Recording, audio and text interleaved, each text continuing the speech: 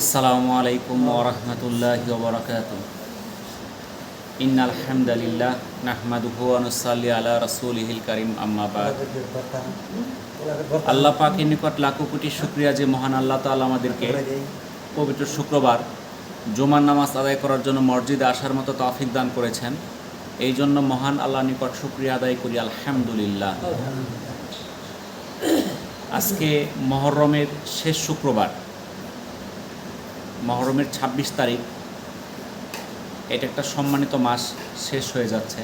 সূরা বাকারার 148 নম্বর আয়াতে আল্লাহ তাআলা বলেন, তোমরা সৎ কাজে প্রতিযোগিতামূলকভাবে এগিয়ে যাও। তো আমরা দুনিয়াতে বিভিন্ন বিষয় নিয়ে প্রতিযোগিতা করি, অর্থ সম্পদ, বিভিন্ন কিছু নিয়ে আমাদের মধ্যে প্রতিযোগিতা। কিন্তু আল্লাহ তাআলা নির্দেশ দিলেন, তোমরা প্রতিযোগিতা করো কী কাজে? সৎ কাজে। কার চেয়ে বেশি আমরা কত বেশি সৎ কাজ করতে পারি। আল্লাহ তাআলা আরও বলেন, আর তারা সৎকর্মে পরস্পরের মধ্যে প্রতিযোগিতা করে, আর এরাই হলো সৎকর্মশীল। এটা সূরা আল ইমরানের 114 নম্বর আয়াতের অর্থ। তাহলে এই আয়াতেও আল্লাহ তাআলা বলে দিলেন, আর তারা পরস্পরের মধ্যে প্রতিযোগিতা করে কিসে? সৎকর্মে, আর এরাই হলো সৎকর্মশীল। তাহলে সৎকর্মশীল কারা? যারা সৎ কাজে প্রতিযোগিতা করে। আল্লাহ তাআলা আরও ইরশাদ করেন, যারা আল্লাহর রাস্তায় স্বীয় ধন সম্পদ ব্যয় করে, তাদের উদাহরণ একটি বীজের মতো, যা থেকে 7টি শীষ জন্মায়, প্রত্যেকটি শীষে 100 করে দানা থাকে। আল্লাহ অতি দানশীল, সর্বজ্ঞ।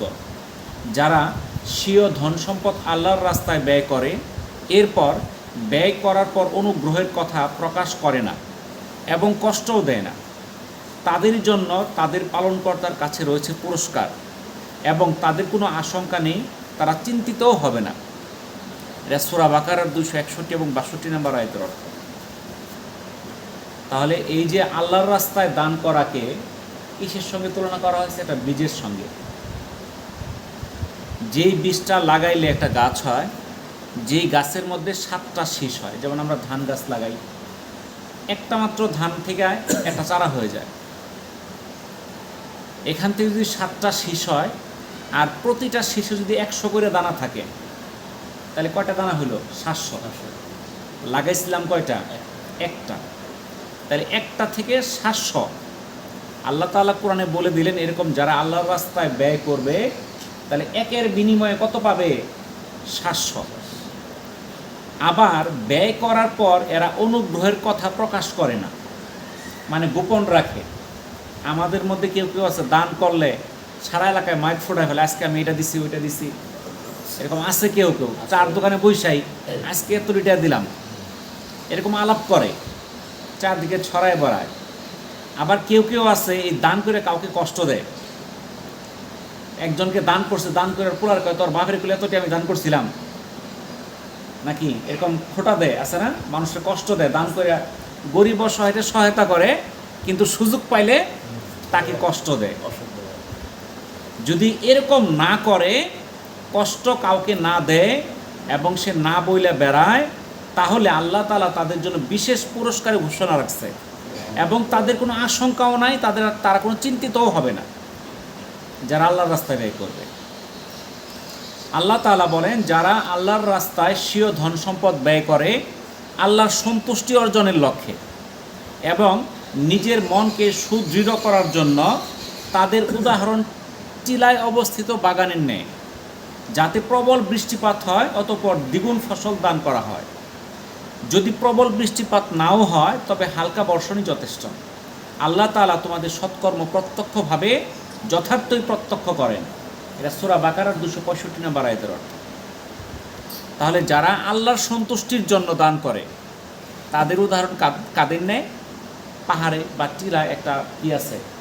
বাগান আছে। যত বৃষ্টি হোক সেখানে কিন্তু ক্ষতি হয় না। কারণ দেখেন, নিচু এলাকার যেগুলো বৃষ্টি কয়েকদিন হইলে পানিতে ডুবে ফসল নষ্ট হয়ে যায়। তাহলে যেগুলো উঁচু জমির মধ্যে, সেখানে কিন্তু বৃষ্টি ফসল নষ্ট হয় না, আর বৃষ্টি কম হলেও সেই পানিতেও ফসল হয়। তাহলে এরকমভাবে আল্লাহ তাআলা বললেন, তোমাদের কাজকর্ম যারা স্বীয় ধন সম্পদ আল্লাহর রাস্তায় ব্যয় করে তাদের উদাহরণ তাদের মতো। আল্লাহ তাআলা ইরশাদ করেছেন, সন্দেহ নেই মুমিন তো তারাই আল্লাহর নাম উচ্চারিত হলে যাদের অন্তর ভীত সন্ত্রস্ত হয়, যখন তাদের নিকট তার আয়াতসমূহ তিলাওয়াত করা হয় তখন তাদের ঈমানকে বাড়িয়ে দেয় এবং তারা তাদের প্রভুর উপর ভরসা করে যারা যথারীতি নামাজ আদায় করে এবং আমি তাদেরকে যে রিজিক দিয়েছি তা থেকে ব্যয় করে, এরাই হচ্ছে প্রকৃত মুমিন। তাদের জন্য তাদের প্রভুর নিকট রয়েছে সুউচ্চ মর্যাদা, ক্ষমা আর সম্মানজনক রিজিক। এটা সূরা আনফালের 2 থেকে 4 নম্বর আয়াতের অর্থ। তাহলে আল্লাহ আমাদের কি বলে দিলেন প্রকৃত মুমিন কারা। আমরা তো সবাই বলি মুমিন, অনেকে আছে কয় নামাজ তো না পড়লে কি হবো, আমার ঈমান আছে বলে না, কিন্তু আল্লাহ তাআলা কোরআনে বলে দিলেন মুমিন কারা, কি সংজ্ঞা দিয়ে দিলেন। কি সংজ্ঞা? যাদের সামনে আল্লাহর নাম উচ্চারিত হলে অন্তরটা ভীত সন্ত্রস্ত হয়ে যায়। মুমিন যারা, তাদের 1 নাম্বার শর্ত হলো তারা আল্লাহর নাম শুনলে তাদের অন্তরটা ভীত সন্ত্রস্ত হবে। আর যখন তাদের নিকট কোরআনের আয়াতসমূহ তিলাওয়াত করা হবে তাদের ঈমান বেড়ে যাবে। আর তারা আল্লাহর উপর ভরসা করবে, নামাজ আদায় করবে এবং আল্লাহ তাআলা যে রিজিক দিয়েছে সেই রিজিক থেকে তারা ব্যয় করবে। আর তাদের জন্য আল্লাহর কাছে রয়েছে সুউচ্চ মর্যাদা, ক্ষমা আর সম্মানজনক রিজিক। দেখেন রিজিক আমরা রিজিকের পেরেশানিতে সারাদিন কাটাই নাকি বলেন, আমাদের চিন্তায় তো একটা আমরা রিজিক কোত্থেকে অন্বেষণ করব। কিন্তু যারা প্রকৃত মুমিন তাদের রিজিকের দায়িত্ব আল্লাহর হাতে এবং এই রিজিকটা আল্লাহ তাআলা দান করবেন সম্মানজনক রিজিক। আজকে দেখেন দুনিয়াতে অনেকে অনেক রিজিক পাইতেছে, অনেকে টাকা পয়সা মালিক কিন্তু প্রকাশ করতে পারে না, গাড়ি দিয়ে চলতেছে, প্রাইভেট কার, মাইক্রো, বেতন পায় 15,000, 20,000, 30,000, প্রাইভেট কার দিয়ে চলাফেরা করে। ঢাকাতে বাসা, বিল্ডিং অনেকগুলাই, যদি বলেন কোত্থেকে কামাই করলো তার মুখটা ছোট হয়ে যায়। বুঝতে পারছেন? তাহলে যারা প্রকৃত মুমিন তাদেরকে এমন রিজিক দিবে যেই রিজিক তাকে সম্মানিত করবে। হয়তো সে তার অর্থ সম্পদ কম, কিন্তু এটার জন্য সে কারো কাছে অপমানিত হবে না, অপদস্থ হবে না। এই যে কয়েকদিন আগে আমাদের দেশ ধরা বলে ছাগল নিয়ে এখন লোক নাই, গেছে বিদেশ, চাকরি থেকে স্বেচ্ছায় পদত্যাগ করছে। তাহলে কি এটা কি সম্মানজনক রিজিক? সে মানুষের সামনে মুখ দেখাইতে পারতেছে না, সে এত টাকার মালিক কি করে হইল? তাহলে ওইটার চেয়ে প্রকৃত মুমিন যারা, তারা যে রিজিক অন্বেষণ করবে এই রিজিকের জন্য তাদেরকে কারো সামনে অপদস্থ হইতে হবে না। কোরআনের পাকে আল্লাহ তাআলা বলেন, শয়তান তোমাদেরকে দরিদ্রতার ভয় দেখায় আর তোমাদেরকে মন্দ কাজের এবং কৃপণতার আদেশ করে। এটা সূরা বাকারার 268 নম্বর আয়াতের অর্থ। তাহলে আল্লাহ তাআলা কিন্তু আমাদের পবিত্র কোরআনে সব বলে দিচ্ছেন, কি করলে কি হবে, কি দরকার সব বলে দিচ্ছেন। তাহলে আমাদেরকে দরিদ্রতার ভয় দেখাইতেছে কারা? শয়তান। আর মানুষের প্রকাশ্য শত্রু কারা? শয়তান। আমাদের প্রকাশ্য শত্রু শয়তান। সে আমাদের ধোঁকা দেয়, তোমরা যদি দান করো তুমি গরিব হয়ে যাবা, দরিদ্র হয়ে যাবা। কৃপণতার আদেশ করে যে খরচ করো না। মসজিদে আসলে আমরা যখন হাদিস কোরআনের কথাগুলো শুনি তখন অন্তরটা নরম হয়ে যায়, তখন স্বীকার করে ফেলি টাকা দিয়ে দিব 5,000, 10,000। বাড়ির যখন যাই তখন শয়তান কাদের মধ্যে বসে, বৈশা বলে, এই তোর এত গুরুত্বপূর্ণ কাজটা রেখে তুই মসজিদে টাকা দিয়ে দিবি? এটা কারা অর্ডার করে? শয়তান অর্ডার করে। আর যদি আমরা তার কথা শুনি তাহলে জয় লাভ কারা করলো? শয়তানি করলো, পরাজিত হইলাম আমরা। এটা খেয়াল রাখতে হবে। হযরত সালেম রাদিয়াল্লাহু তাআলা আনহু থেকে বর্ণিত, রাসূল করিম সাল্লাল্লাহু আলাইহি সাল্লাম বলেন, শুধুমাত্র 2 জন লোকের উপর ঈর্ষা করা যায়। কারা কারা? একজন হলো ওই ব্যক্তি যাকে আল্লাহ তাআলা কোরআনের জ্ঞান দিয়েছেন আর সে দিন রাত তা চর্চা করে। অপরজন হলো যাকে আল্লাহ সম্পদ দিয়েছেন এবং আর সে রাত দিন তা মানব কল্যাণে ব্যয় করে। এটা বুখারীর একটা হাদিস। 2 জন মানুষের সঙ্গে ঈর্ষা করা যাবে, প্রতিযোগিতা করা যাবে। কাদের সঙ্গে? যারা এলেম অন্বেষণ করে। অমুক একটা ব্যক্তি কোরআন তেলাওয়াত করে, কোরআনের জ্ঞান অন্বেষণ করে, আমি তার চেয়ে বেশি জ্ঞান সংগ্রহ করব, জ্ঞান শিখব। এই জ্ঞানের জন্য প্রতিযোগিতা করে যারা। আরেক দল আছে যাকে আল্লাহ সম্পদ দিছে, সেই সম্পদ সে অকাতরে মানুষের কল্যাণে দান করে, এটার মধ্যে প্রতিযোগিতা করে। আমাদের মধ্যে যারা ধনী মানুষ আছে, যারা কোটি কোটি টাকার মালিক, একের মধ্যে এই প্রতিযোগিতা নাই। ওকে প্রতিযোগিতা হলো গাড়ি কয়টা কিনবো, বাড়ি কয়টা বানাবো, এই প্রতিযোগিতা। কিন্তু তাদের তো আল্লাহ ওই সম্পদ দিছে দান করার মতো। তারা ইচ্ছা করলে তারা অনেক টাকা দান করতে পারে, কিন্তু তারা এই ক্ষেত্রে তারা কোনো প্রতিযোগিতা করে না। ওমর ইবনুল খাত্তাব রাদিয়াল্লাহু তাআলা আনহু থেকে বর্ণিত, রাসূলুল্লাহ সাল্লাল্লাহু আলাইহি সাল্লাম আমাদেরকে সাদকা করার নির্দেশ দিলেন। ঘটনাক্রমে সেদিন আমার কাছে মালও ছিল। আমি মনে মনে বললাম, আজ আমি আবু বকর রাদিয়াল্লাহু তাআলা আনহুর চেয়ে অগ্রগামী হব। যদিও আমি কোনোদিন দানে তার হতে অগ্রগামী হতে পারিনি, কাজেই আমি আমার অর্ধেক মাল নিয়ে উপস্থিত হলাম। রাসূলুল্লাহ সাল্লাল্লাহু আলাইহি সাল্লাম জিজ্ঞাসা করলেন, পরিবারের জন্য কি অবশিষ্ট রেখেছ? হযরত উমর রাদিয়াল্লাহু তাআলা আনহু বললেন, সমপরিমাণ। উমর রাদিয়াল্লাহু তাআলা আনহু আবার বললেন, আর আবু বকর রাদিয়াল্লাহু তাআলা আনহু তার সমস্ত মাল নিয়ে উপস্থিত হলেন। হযরত আবু বকর যখন মাল দিয়ে গেলেন, এরপরে মাল নিয়ে আসলেন কারা? হযরত আবু বকর রাদিয়াল্লাহু তাআলা আনহু। রাসূলুল্লাহ সাল্লাল্লাহু আলাইহি সাল্লাম হযরত আবু বকর রাদিয়াল্লাহু তাআলা আনহুকে জিজ্ঞাসা করলেন, পরিবারের জন্য কি অবশিষ্ট রেখেছ? আবু বকর রাদিয়াল্লাহু তাআলা আনহু বললেন, আল্লাহ ও তার রাসূলকে। তখন উমর রাদিয়াল্লাহু তাআলা আনহু বললেন, আমি কখনো আর কোনো বিষয়েই আপনাকে অতিক্রম করতে পারবো না। এটা সুনানে আবু দাউদের 1678, মিশকাতের 6021 নম্বর হাদিস। অর্থাৎ আল্লাহর রসুলের দুইজন প্রিয় সাহাবী, একজন হলো হযরত আবু বকর, আরেকজন হযরত ওমর রাদিয়াল্লাহু তাআলা আনহু। এর মধ্যে হযরত ওমর রাদিয়াল্লাহু তাআলা আনহু প্রতিযোগিতা করছে সবসময়ই হযরত আবু বকর রাদিয়াল্লাহু তাআলা আনহুর চেয়ে বেশি আমল করবে, বেশি দান করবে, এই প্রতিযোগিতা তার মনে মনে ছিল। তো একদিন আল্লাহ রসুল বললেন, আজকে দান করো। তখন হযরত ওমর রাদিয়াল্লাহু তাআলার কাছে কিছু সম্পদও ছিল। সে বলল, আজকে যেহেতু আমার কাছে সম্পদ আছে, আজকে আমি কি করব? হযরত আবু বকরকে পরাজিত করে দেব, যেন ওর চেয়ে বেশি দান হয়। তখন উনি কি করলেন? ওনার অনেক সম্পদ ছিল, অর্ধেক সম্পদ দিয়ে দিলেন। যখন আল্লাহ রসুল জিজ্ঞাসা করলেন, তুমি কি পরিবার জন্য রেখে আসতো? বললো, আমি জানি আসছি, তার সমপরিমাণ রেখে আসছি। তো কিছুক্ষণ পরে হযরত আবু বকর রাদিয়াল্লাহু তাআলা আনহু সম্পদ নিয়ে আসছেন। আনার পর যখন দিছেন, তখন আল্লাহ রসুল তাকে জিজ্ঞাসা করছেন, তুমি কি রেখে আসতো? তখন বললো, আমি আল্লাহ ও আল্লাহ রসুল এই দুইজনই আমার জন্য যথেষ্ট, আর কিছু আমার দরকার নেই। সব নিয়ে হিসাব পড়ছে। তখন উমর রাদিয়াল্লাহু তাআলা আনহু বললেন, আমার পক্ষে আর সম্ভব না হযরত আবু বকরের সমপরিমাণ বা তাকে অতিক্রম করা। তাহলে প্রতিযোগিতা করতো তারা। হযরত উসমান রাদিয়াল্লাহু তাআলা আনহু মারা গেছেন প্রায় 1400 বছর আগে, কিন্তু এখনো তার ব্যাংক অ্যাকাউন্ট আছে, জানেন? প্রতি মাসে কোটি কোটি রিয়াল দানে জমা হয়। তার একটা বিশাল একটা খেজুরের বাগান আছে। এই বাগানটা যত খেজুর হয় এখনো সেটা দান করে কাদের জন্য? ওই মক্কা মদিনায় যারা আল্লাহর মেহমান হিসেবে যায়, যারা হজ উমরায় যায়, তাদের জন্য যে খেজুরের ব্যবস্থাটা করা হয় এই হযরত উসমান রাদিয়াল্লাহু তাআলা আনহুর খেজুরের বাগান থেকে। তার যেই সম্পদ আছে, সেই সম্পদ যেগুলো ওয়াকফ করে গেছিল, তার থেকে কোটি কোটি রিয়াল এখনো কি চলতেছে? দান চলতেছে, কিয়ামতের আগ পর্যন্ত চলবে।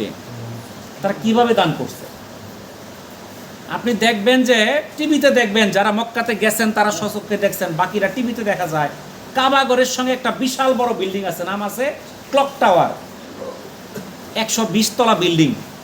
ওইটা মক্কাতে সবচেয়ে দামি হোটেল, ওটাতে সবচেয়ে বেশি খরচ ওই হোটেলে থাকার জন্য। আমগর মতো সাধারণ লোক ওই হোটেলে থাকতে পারবে না। যারা অনেক টাকাওয়ালা তারা যারা ওই হোটেলে থাকে, এক এক রুমের ভাড়া পার ডে 50,000, 1 লাখ, 2 লাখ, এরকম উন্নত মানের হোটেল। 120 তলা রুম কয়টা আছে হিসাব করে দেখেন। দিন কয়শো কোটি টাকা ভাড়া আসে হিসাব করে দেখেন। দিন, মাসে, বছরে না, দিন কয়শো কোটি টাকা ভাড়া আসে হিসাব করলে আপনার মাথা ঘুরাই যাবে। নিচের 3-4 তলা হলো শপিং মল, সবচেয়ে দামি দামি দোকান, যেখানে ধনী মানুষরা যায় কেনাকাটা করে। এই বিল্ডিংটা সৌদি আরবের একজন বাদশাহ বানাই দিছে, আব্দুল আজিজ, তার নাম ছিল আব্দুল আজিজ। সে নিজের খরচে বিল্ডিংটা বানাইছে, বানায় এটা ওয়াকফ করে দিছে আল্লাহর রাস্তায়। মক্কা মদিনার যত নির্মাণ কাজ আছে সেখানে ব্যয় করা হবে। আমাদের মসজিদে দান বাক্স আছে, আছে না? বাড়ি বাড়ি যাইতে হয়, মানুষের কাছে যাইতে হয় না? এই যে মানুষকে যায় বলি, ভাই 10 টাকা, 20 টাকা, 1 বস্তা সিমেন্ট, এই যে ঘুরতে আসছে, কত কিছু ঘুরতে আসছে। এই যে কাবা ঘরের যে কি পরিমাণ ব্যয় করে, কি পরিমাণ খরচ করে, এটা হিসাবের বাইরে। ধরেন কাবা ঘরে যেটা পিলার আছে এই মসজিদটার একটা অর্ধেক, একটা পিলার এতটুকু মোটা, এই মসজিদটার অর্ধেক। কি পরিমাণ যে খরচ, কি পরিমাণ টাকা, এটা ধুলায় অন্ধকার। আর এই টাকা কারো কাছে চাইতে হয় না, এক বিল্ডিং এর টাকাই লাগে সারে না। বুঝতে পারছেন কি পরিমাণ দান করছে? তো এরকম দানবীর সৌদিতে আছে, তারা দানের জন্য প্রতিযোগিতা করে। তাহলে ওরা কি সব ফকির হয়ে গেছে, গরিব হয়ে গেছে? আমরা তো চিন্তা করি দান করলেন ফকির হয়ে যাবো, গরিব হয়ে যাবো। সৌদি আরবে আপনার কি পরিমাণ মানুষ দানের জন্য প্রতিযোগিতা করে, এটা হিসাব ছাড়া আপনি হিসাব করে সারতে পারবেন না। আপনি যখন সৌদি এয়ারপোর্টে নামবেন, নামার থেকে যেখানে যাবেন খালি হাদিয়ার হাদিয়া, এই খেজুর খুরমা এটা সেটা কত কিছু। এই যে মিনাতে, আরাফাতে, মুজদালিফাতে, আরাফার ময়দানে কি পরিমাণ খাবার যে খায়, মানুষকে দেয়, আপনি খাইতে পারবেন না। এই পরিমাণ খানা বিনামূল্যে আপনাকে দিবে। কত জুস, আর তারপরে আপনার এই যে আইসক্রিম, কত দামি দামি খাবার যেগুলো আমরা কিনে খাইতে পারেন, এগুলো ফ্রি দিতেছে, আপেল, কমলা, অনেক কিছু, ছাতা, পানি। তাহলে দেখেন তারা এই যে দান করে, তারা কিন্তু কেউ গরিব হয় না। তারা এই দানের বিনিময়ে তাদের সম্পদ আরও বেড়ে যাইতেছে। আর আমরা চিন্তা করি টাকা দিলে তো আমার টাকা শেষ হয়ে যাবে, শয়তান আমাদের অসওয়াসা দেয়, তুমি দান করলে গরিব হয়ে যাবা। কিন্তু দান করলে মানুষ কখনো গরিব হয় না। আব্দুল্লাহ ইবনে আব্বাস রাদিয়াল্লাহু তাআলা আনহু থেকে বর্ণিত, রাসূলুল্লাহ সাল্লাল্লাহু আলাইহি সাল্লাম বলেন, এক ব্যক্তিকে উপদেশ দিয়ে বলেন, 5টি বস্তুকে 5টির পূর্বে গনিমত জেনে মূল্যায়ন করো। কি কি? বার্ধক্যের পূর্বে তোমার যৌবনকে, অসুস্থতার পূর্বে তোমার সুস্থতাকে, দারিদ্রতার পূর্বে তোমার সচ্ছলতাকে, ব্যস্ততার পূর্বে তোমার অবসরকে, এবং মরণের পূর্বে তোমার জীবনকে। এটা মুস্তাদরাকে হাকিমের 7846 এবং সোয়াবুল ইমানের 10248 নম্বর হাদিস। তাহলে আল্লাহ রসুল 5টা জিনিসকে কি বললেন? তুমি মূল্যায়ন করো। কি কি ক্ষেত্রে? বার্ধক্যের পূর্বে যৌবনকে। আমরা যারা যুবক আছি, এই যেখানে যারা বার্ধক্যে আছেন, বয়স্ক আছেন, আপনাদের মনে কিন্তু অনেক কিছুই চায়। আমার শরীর আগের মতো শক্তি থাকতো, আমি এটা করতাম, ওইটা করতাম, এটা মনে কিন্তু চায়, কিন্তু এখন করার সুযোগ নাই। তাহলে যারা যুবক আছে তাদের কিন্তু সামর্থ্য আছে, তারা বয়স্ক হলে যদি আফসোস করে তা কিন্তু পারবে না। 2 নাম্বার, অসুস্থতার পূর্বে সুস্থতাকে। আমি সুস্থ থাকলে যে কোনো অনেক কাজ করতে পারবো, আমি মসজিদে আইসা 5 ওয়াক্ত নামাজ পড়তে পারবো, আমি রোজা রাখতে পারবো, সামর্থ্য থাকলে হজ করতে পারবো। কিন্তু অসুস্থ হয়ে গেছেন, আপনার ইচ্ছা মসজিদে আইসা নামাজ পড়তে চায়, আসতে পারেন না। আপনার মনটা চায় রোজা রাখি, কিন্তু রাখতে পারেন না। এরকম অনেকগুলো বিপদ আইসা পড়ে না? তাহলে অসুস্থতার আগেই আপনি সুস্থতার কি করেন? আমল করেন, মূল্যায়ন করেন। 3 নাম্বার, দারিদ্রতার পূর্বে আপনার সচ্ছলতাকে। আপনি যখন সচ্ছল ছিলেন, সচ্ছল আছেন, আপনার উপর হজ ফরজ, জাকাত ফরজ, দান করা ফরজ, কিন্তু আপনি দান করতেছেন না। আরও বয়স হোক, পরে আমি দান করবো, পরে আমি হজ করবো, এই চিন্তা ভাবনা করলেন, কিন্তু কোনো কারণে আপনি অসচ্ছল হয়ে গেলেন, দরিদ্র হয়ে গেলেন। তখন আপনার মন চাবে আমি কাবা ঘরে যাই, যেতে পারবেন না, টাকা নাই। আপনার মন চায় আপনার দান করতে পারবেন না। আল্লাহর রসুল আরেকটা কথা বলছেন, তোমাদের ব্যস্ততা আসার আগে অবসরের মূল্যায়ন করো। আমরা অনেক সময় বৈশা থাকি, দেখুন এখন আমাদের ধান কাটাও নাই, লাগানিও নাই, বিশেষ কোনো কাজকর্ম নাই, আমরা বৈশেই থাকি ম্যাক্সিমাম সময় এখন। তাহলে এই সময়টা কাজে লাগান, নেক কাজে লাগান। কিন্তু যখন ব্যস্ততা এসে পড়বে, তখন আমরা সেই সময়টা পাবো না। আর একটা জিনিস, মরণের পূর্বে জীবনকে মূল্যায়ন করো। কারণ মারা গেলে আমার দ্বারা কোনো নেক কাজ করা সম্ভব না, আমি জীবিত থাকা অবস্থায় আমার নেক কাজ করা সম্ভব। নবী করিম সাল্লাল্লাহু আলাইহি সাল্লাম বলেন, হে কাব বিন উজরা, আল্লাহর নিকট নামাজ হচ্ছে আল্লাহর নৈকট্য দানকারী, রোজা হলো ঢাল স্বরূপ, আর দান সদকা গুনাহগুলোকে মিটিয়ে দেয় যেভাবে পানি আগুনকে নিভিয়ে দেয়। এটা আবু ইয়ালার একটা হাদিস। তাহলে আল্লাহ রসুল কি বললেন? আল্লাহর নৈকট্য লাভের উপায় হলো নামাজ, আর রোজা হলো ঢাল স্বরূপ, আর দান সদকা গুনাহকে এমনভাবে মিটায় দেয় আগুনকে যেমনে পানি নিভায় দেয়। রাসূলুল্লাহ সাল্লাল্লাহু আলাইহি সাল্লাম বলেন, খেজুরের একটি অংশ দান করে হলেও তোমরা জাহান্নামের আগুন থেকে বাঁচার চেষ্টা করো। এটা বুখারী এবং মুসলিম 2টা হাদিসের কিতাবে হাদিসটা আসছে। তোমার কিছুই নাই, তুমি দরিদ্র, তুমি একটা খেজুর দান করে হলেও তুমি জাহান্নামের আগুন থেকে বাঁচার চেষ্টা করো। আজকে আমরা দানের কথা বললেই আমার এটা নাই, সেটা নাই, খাবার পাই না, কি দান করবো? কিন্তু আল্লাহ রসুল, তার সাহাবীরা তার পরের বেলা খাবারের চিন্তা করেন নাই। আবু হুরায়রা রাদিয়াল্লাহু তাআলা আনহু থেকে বর্ণিত, রাসূলুল্লাহ সাল্লাল্লাহু আলাইহি সাল্লামের নিকট প্রশ্ন করেছেন, ইয়া রাসূলুল্লাহ, কোন সদকা সবার সেরা? রাসূলকে প্রশ্ন করা হলো কোন সদকাটা সবচেয়ে সেরা। রাসূলুল্লাহ সাল্লাল্লাহু আলাইহি সাল্লাম উত্তর দিলেন, অর্থ সম্পদ যার কম, যে অসচ্ছল, কষ্ট করে দান করে, সেটাই সর্বোত্তম সদকা। আর তুমি তোমার অধীনস্থদের দিয়ে শুরু করো। এটা সুনানে আবু দাউদের 1679 নম্বর হাদিস।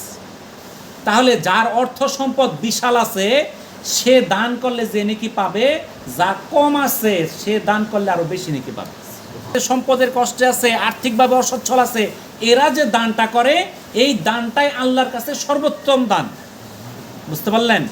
আবু হুরায়রা রাদিয়াল্লাহু তাআলা আনহু থেকে বর্ণিত, এক ব্যক্তি এসে রাসূলুল্লাহ সাল্লাল্লাহু আলাইহি সাল্লামকে জিজ্ঞাসা করলেন, ইয়া রাসূলুল্লাহ, কোন সদকায় সবচেয়ে বেশি? রাসূলুল্লাহ সাল্লাল্লাহু আলাইহি সাল্লাম উত্তর দিলেন, যখন তুমি সুস্থ সবল, তোমার উপার্জিত সম্পদ তুমি তোমার নিজের কাছে রেখে দিতে চাচ্ছ, অভাবে পড়ে যাওয়ার আশঙ্কাও তোমার কাছে রয়েছে, তবে সচ্ছলতার স্বপ্নও দেখো, এমন পরিস্থিতি তুমি যে দান করবে এটাই তোমার জন্য অধিক প্রতিদান বয়ে আনবে। দান সদকার ক্ষেত্রে তুমি এত বিলম্ব করো না যে তোমার প্রাণ উষ্ঠাগত হয়, আর তখন তুমি বলতে থাকলে এটা অমুকের, এটা তমুকের, শোনো এটা তো তখন অন্যদেরই হয়ে যায়।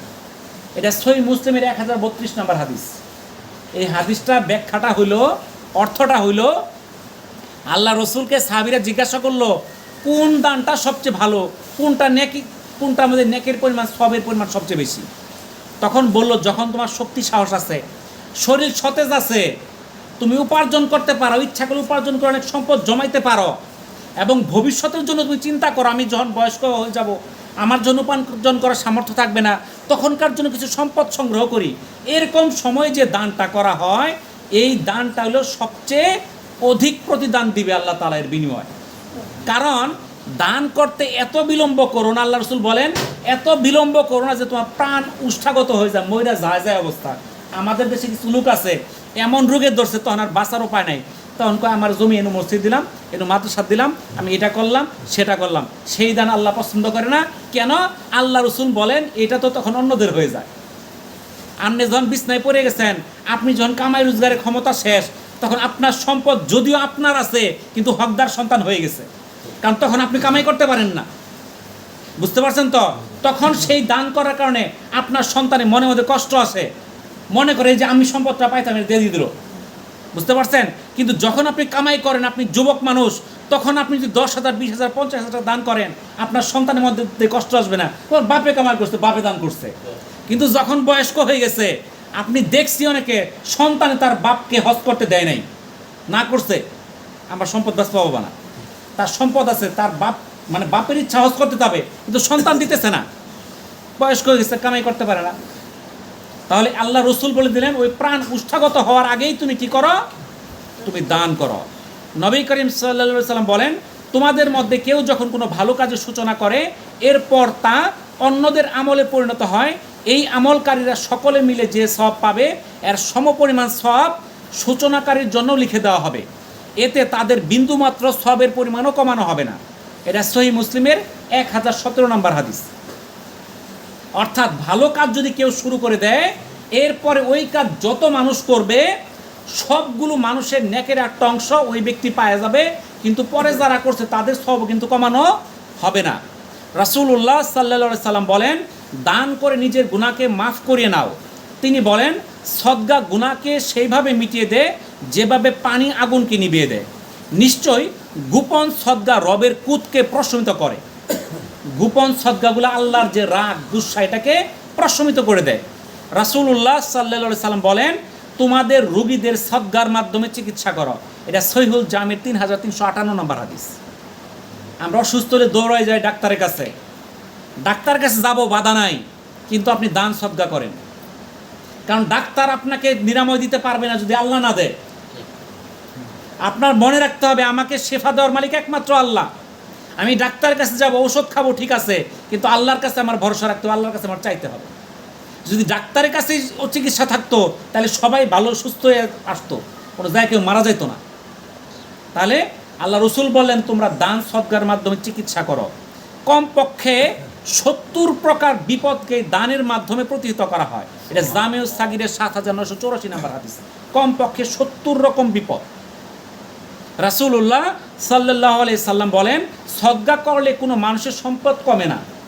এটা তিরমিজি এবং ইবনে মাজাহ একটা হাদিস। আবু হুরায়রা রাদিয়াল্লাহু তাআলা আনহু থেকে বর্ণিত, তিনি বলেন, রাসূলুল্লাহ সাল্লাল্লাহু আলাইহি সাল্লাম বলেছেন, প্রতিদিন সকালে 2 জন ফেরেশতা অবতরণ করেন। তাদের একজন দানকারীর জন্য দোয়া করে বলে, হে আল্লাহ, দানকারীর মালে তুমি বিনিময় দাও, সম্পদকে বর্ধিত করে দাও। আর দ্বিতীয়জন কৃপণদের জন্য বদদোয়া করে, বলে, হে আল্লাহ, কৃপণদের মাল ধ্বংস করে দাও। এটা সহিহ বুখারী এবং মুসলিমের হাদিস। তাহলে প্রত্যেক দিন সকালে 2 জন ফেরেশতা আসে, যারা দান করে তাদের জন্য দোয়া করে কি, তাদের সম্পদ বাড়ায় দাও। আর যারা কৃপণতা করে তাদের জন্য বদদোয়া করে, তাদের সম্পদকে ধ্বংস করে দাও। তাজকিরাতুল আম্বিয়ার মধ্যে একটা ঘটনা আছে। হযরত সুলাইমান আলাইহিস সালাম, সে কিন্তু সকল মাখলুকের ভাষা জানতো এবং বুঝতো। আমরা অন্য কোনো জীবজন্তুর ভাষা বুঝি, কিন্তু আল্লাহ তাআলা হযরত সুলাইমান আলাইহিস সালামকে এমন একটা ক্ষমতা দিছিল, সে সমস্ত মাখলুকের ভাষা বুঝতে পারত, শুনতে পারত এবং তাদের উত্তরও দিতে পারত। তো একটা পাখির বাসা ছিল, সেই পাখি ডিম পারত, এক ব্যক্তি যায় সেই পাখি ডিমটা আইনা খেয়ে ফেলতো। তো এই পাখিটা যখন বারবার দেখে যে ওই একটা লোক আমার ডিমটা নিয়ে যায়, তখন তার মনে মনে তো কষ্ট। তখন সেই পাখিটা হযরত সুলাইমান আলাইহিস সালামের কাছে বিচার নিয়ে গেছে যে, হে আল্লাহর নবী, অমুক ব্যক্তি আমার এই পাখি আমার ডিমটা সে বারবার নিয়ে যায়, আমি এর বাচ্চা হতে পারি না, এটা বিচার দিয়ে গেলাম। তখন হযরত সুলাইমান আলাইহিস সালাম তাকে ওই ব্যক্তিকে ডাকায় আনলেন, আনায় বললেন, তুমি এই পাখি ডিমটা পরবর্তীতে খাবা না, তোমাকে নিষেধ করে দিলাম। কিন্তু দেখা গেল লোক কী করছে, পরে আবার যায় খাইছে। পাখি আবার আসছে, আয়সা বলছে যে, হে আল্লাহর নবী, আপনি ওই লোকের বিচার তো করলেন না, ওই লোক তো আবার এসে আমার ডিম খাই ফেলছে। তখন বলল, ঠিক আছে। সে 2 জন জিনকে ডাকছে। হযরত সুলাইমান আলাইহিস সালামের কথা জিনেরা শুনতো এবং মানত। তখন সে 2 জন জিনকে বলল, তোমরা কি করবা, ওই লোকটা আবার যখন ডিম পাড়তে যাবে, গাছে উঠবে, এমনভাবে ফালাবা পরে যাতে গাছে উঠার শক্তি না থাকে, মানে হাত পা ভেঙে ঘুরা।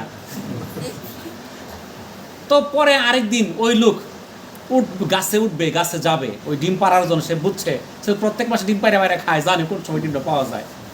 যখন উঠতে রওনা হয়েছে, এক লোক এসে তার বাড়িতে কিছু মানে ভিক্ষা চাইছে আর কি। তো সে কিছু তারে খাবার দিয়া রওনা হয়েছে, কোথায় ওই গাছে থেকে ডিম পারবে। সে উঠছে, ওইটা ডিম পাইরা নিয়ে এসে খাই ফেলছে। তখন পাখি তো আসছে, হ্যাঁ, এদের হযরত সুলাইমান ইসলাম তো বিচার করলো না, ওই লোক আবার খাইলো। আবার পাখি গেছে, যায় বলতেছে যে, ওই লোক তো আমার ডিম আবার নিয়ে গেছে, আপনার জিন তো কিছুই করলো না।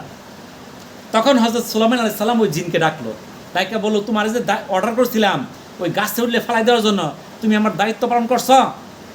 তখন বললো, আমি তো দায়িত্ব পালন করার জন্য আপনার কথা বলার পর থেকে এনেছিলাম, কিন্তু যখন আমি তারে ফালাইতে গেছি, 2 দিক থেকে 2 ফেরেশতা এসে আমাকে এমনভাবে দূরে পাঠাই দিল যে তারে ধরার মতো, স্পর্শ করার মতো সুযোগ পাইলাম না। তখন ওই পাখি বলল যে, আমি দেখছিলাম ওই যখন গাছে আসে তখন একটা লোকের দান করছিল। তখন ওই হযরত সুলাইমান আলাইহিস সালাম বলল, ওই দানের কারণেই তাকে ওই বিপদ থেকে আল্লাহ তাআলা হেফাজত করছে। তাহলে দানের কত ফজিলত, বুঝতে পারছেন? তো যাই হোক, আমরা এই যে আলোচনাগুলো শুনলাম, এই আলোচনাগুলো যদি আমরা মনে বিশ্বাস করি, তাহলে আমাদের কিন্তু দান করতে হবে, নাকি বলেন? কারণ দান করি আমরা, বাইরে গেলে কিন্তু স্বীকার এখানে করলাম, বাইরে গেলে দেয় না। এই যে আমরা মাদ্রাসার জন্য বাড়ি বাড়ি যে কালেকশন করছি, এখনও প্রায় 2-3 লক্ষ টাকা বাকি। চাইলে দিতাম না, না হন্টেয়া নাই।